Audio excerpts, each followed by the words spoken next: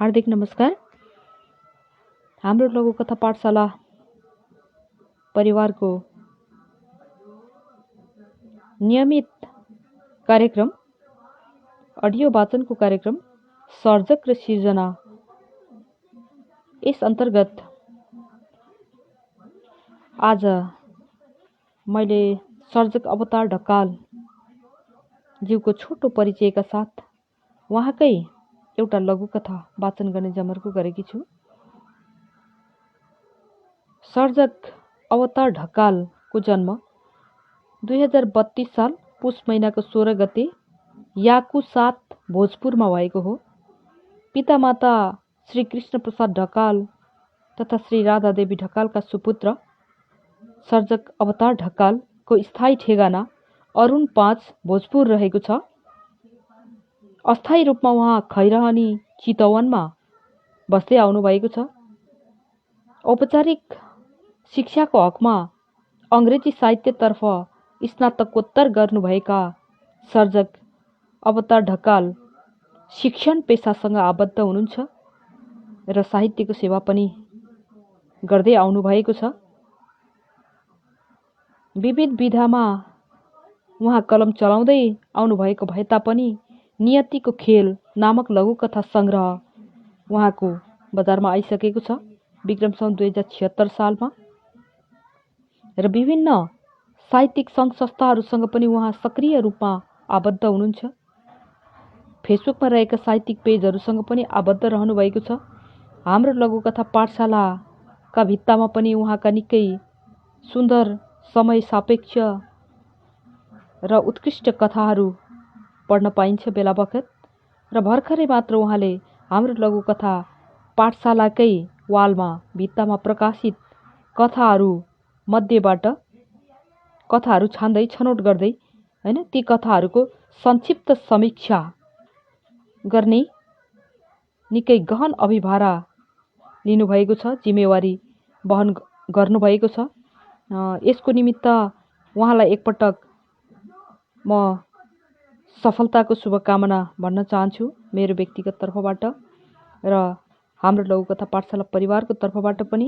र यसका साथसाथै उहाँको सिर्जना यात्रा र लघुकथा यात्राको पनि निरन्तरताको यसको पनि हार्दिक शुभकामना शुभेच्छा भन्दै आजको यस बसाइमा उहाँकै लघुकथा सरकार म वाचन गर्न चाहन्छु। प्रस्तुत छ सर्जक अवतार ढकालको लघुकथा सरकार। निकै वर्षपछि आफू जन्मिएको हुर्किएको र पढेलेखेको गाउँ जाँदै थिए।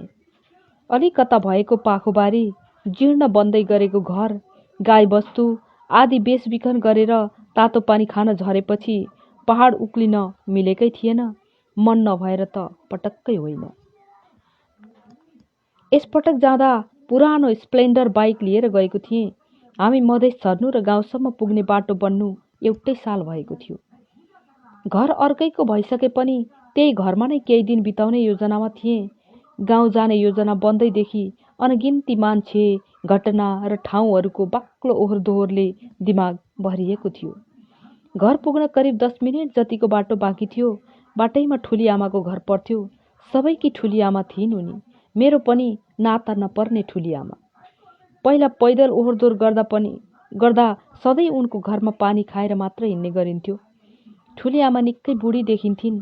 छोरा बुहारी अलि परतिरको घरमा बस्थे। सुरुमा नचिने पनि एकछिनपछि ठम्याएर मजाले कुरा गर्न थालिन् उहिलेका कुराहरू। कुरा गर्दा गर्दै एकहोरो खोक्न थालिन् उनी। सासै रोकिएला जस्तो, प्राण निस्किहाल्ला जस्तो एकहोरो खोकी। न काल आउँछ न सन्चो हुन्छ बाबु, अब त लगिहाले हुने हो। दैवले खै किन हो मलाई देख्दैन। खोकी कम भएपछि उनले भनिन्, यसो धरानतिर झरेर राम्रो डाक्टरलाई देखाउनु नि ठुली आमा। मैले सुझाव दिएँ। पैसा कहाँबाट आउँछ बाबु, भन्दिनलाई पो सजिलो छ। गरिबलाई जति बढी बाँच्यो उति कष्ट, उनले भनिन्। बुढापाकालाई त सरकारले औषधि उपचारमा हेरिहाल्छ नि ठुली आमा, मैले भने। उनले हेर्छ भन्ने आशयले ओठले पुर्याइन्। केही समय टाढा हेरेर टोलाइन् अनि भनिन्, ए बाबु, एउटा कुरा भन त, सरकार त बिरामी छ अरे नि त। आफै बिरामी सरकारले आफ्नो उपचार गरोस् कि अरूको? निकै मिठो तिखो कथा र मार्मिक पनि छ। वास्तवमा हाम्रो देशको निकम्मा सरकार जो आए पनि, जुन जोगी आए पनि कानै चिरेको भने जस्तै, जुन सत्ता आए पनि, जुन सरकार आए पनि, जुन व्यक्ति सरकारको दायित्व वहन गर्न बसे पनि जिम्मेवारी लिएका व्यक्तिहरू जिम्मेवारीबाट टाढा हुँदै गएर आफ्नै स्वार्थपूर्तिमा मग्न छन्। हरेक कुरा कानुनमा छ, व्यवहारमा छैन, लागू हुँदैन, लागू भएको नभएको निष्पक्ष जाँच पडताल हुँदैन।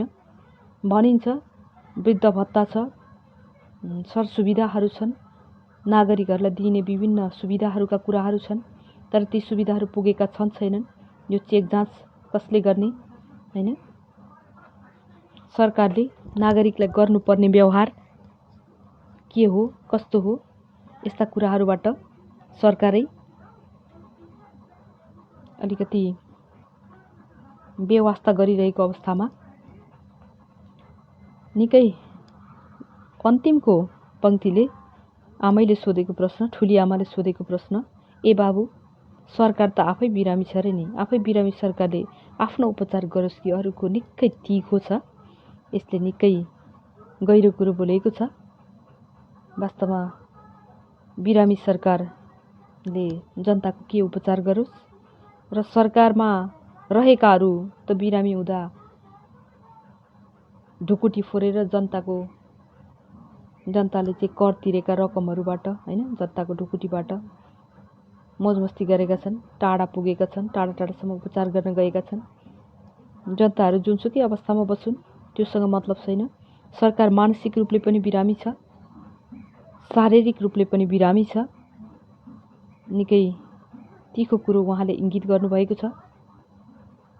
वास्तवमा अहिलेको परिस्थिति यस्तै छ र सर्जक अवतार ढकालज्यूलाई यति सुन्दर, तिखो, मिठो, सान्दर्भिक लघुकथाको निमित्त फेरि एकपटक हार्दिक धन्यवाद। लघुकथा उपलब्ध गराइदिनु भयो, कार्यक्रममा सहयोग पुर्याइदिनु भयो र उहाँको कथा यात्रा अझै यसरी नै चुलियोस्। फेरि पनि शुभकामना मेरो व्यक्तिगत तर्फबाट पनि र हाम्रो सम्पूर्ण लघुकथा परिवारका तर्फबाट पनि भन्दै आजको यस बसाइबाट म दुर्गा वनवासी यहाँहरूबाट बिदा लिन चाहन्छु र फेरि अर्को मङ्गलबार फेरि अर्को एकजना लघुकथाकार र उहाँको एउटा लघुकथा लिएर फेरि म उपस्थित हुने नै छु। तबसम्मका लागि यहाँहरूको समय शुभ रहोस्। नमस्कार, धन्यवाद।